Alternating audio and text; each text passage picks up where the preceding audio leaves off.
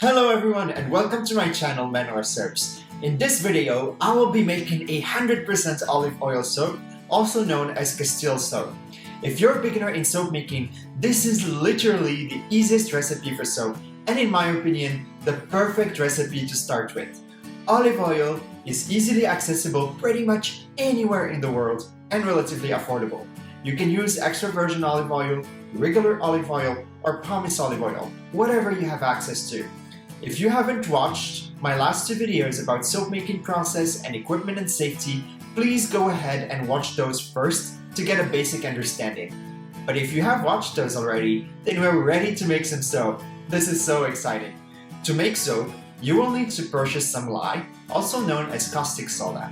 You can find this most of the time at hardware stores, specialty soap supply stores, or online. Make sure that the container that you buy has 100% NaOH listed in the ingredients section, with no additives. You can also add some essential oils or fragrance to scent the soap, but this is completely optional. For the soap I'm making, I will be using a lemongrass essential oil. From my experience, the scent of lemongrass tends to stink longer compared to other essential oils. You can also add some color if you would like. You can use a spice, clay, micas, or iron oxides if you have them. Personally, I'm going to leave this soap uncolored simply because I love the yellowish color of 100% extra virgin olive oil soap. For this particular recipe, I'm using 690 grams of extra virgin olive oil because this fills the size of the mold I'm using. If you have a different mold, I have provided the percentages of each ingredient so that you can adjust your measurements. I am superfatting this soap at 5%. The superfat percentage is the amount of oil that doesn't get saponified by the lye to add some emollient properties to your finished bar. I'm going to be using 133.2 grams of distilled water, so remember, you cannot use tap water because it has impurities that can affect the quality of the soap. You can find distilled water easily at most supermarkets. I'm going to be using 88.8 grams of lye. This represents a 40% lye solution, so 40% lye and 60% water. As you can realize, I'm using a high lye concentration simply because I'm doing a simple soap without any design and the only additive is the lemongrass essential oil. Also, Castile soap requires a long curing time of 6 months to 1 year, so using less water is definitely recommended. When the soap reaches trace, I will be adding 21 grams of lemongrass essential oil, which represents 3% of my oils. Again, you can add whatever essential oil you have access to, or simply leave the soap and scent it. And that's all the measurements of the ingredients that you need. You can also get the recipe and percentages in the description of the video below. It's pretty simple and easy. Now, let's get to my favorite part and soon to be your favorite part, making soap. First, here you can see my olive oil. Since it's liquid at room temperature, we don't need to heat it up or anything.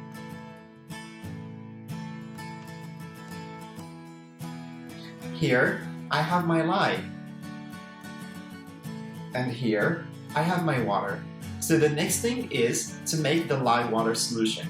Since things tend to heat up when adding the lye crystals, I'm going to use a cork insulator under my pitcher. I'm going to go ahead and add the lye to my water. This is very important for you to remember. Always add lye to water and not the other way around. Otherwise, you will get an explosion and burn yourself. Next, I'm going to stir the lye water solution with my spatula until all the lye crystals have fully dissolved. The next thing is I'm going to burn my immersion blender inside my oil to remove any trapped air bubbles before adding in the lye solution. Then, using my sieve, I will be adding the lye solution to the oils. I use the sieve to prevent mixing any undissolved lye crystals. Normally, you would have to make sure that the oils and lye solution cool down and are within 5 degrees Celsius of each other. However, in this case, we don't need to wait since we are only dealing with olive oil at room temperature.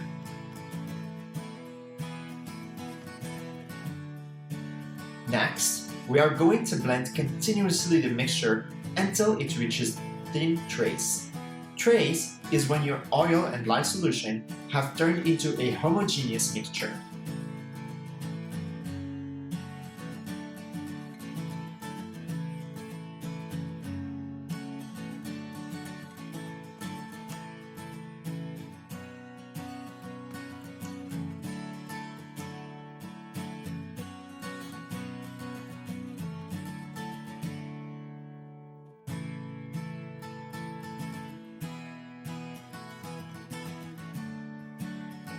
Next, I'm going to add in my essential oil, and I'm going to continue blending a little more.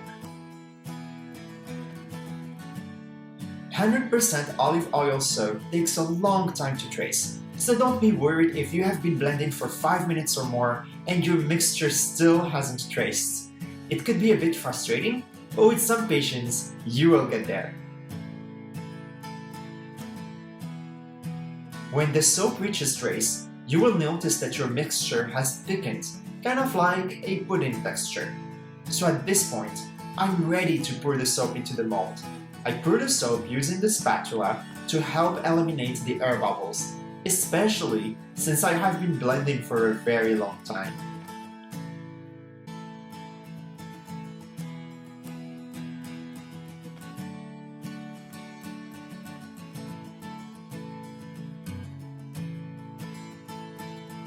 To prevent the formation of soda ash, I'm going to spray the top with rubbing alcohol. This is recommended but optional, so don't worry if you don't have a rubbing alcohol spray bottle at your hand.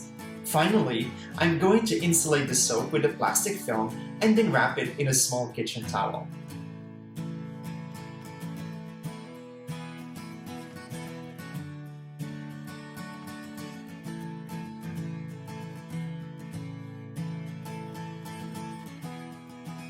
Here comes the super duper exciting moment! I can finally cut my soap!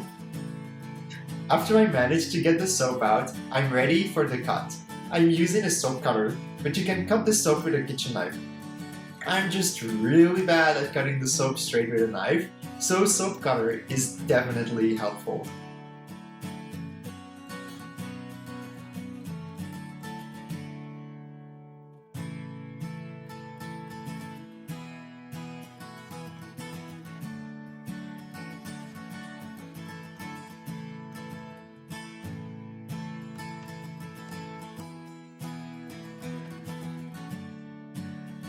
And that's it! We have successfully made 100% olive oil soap.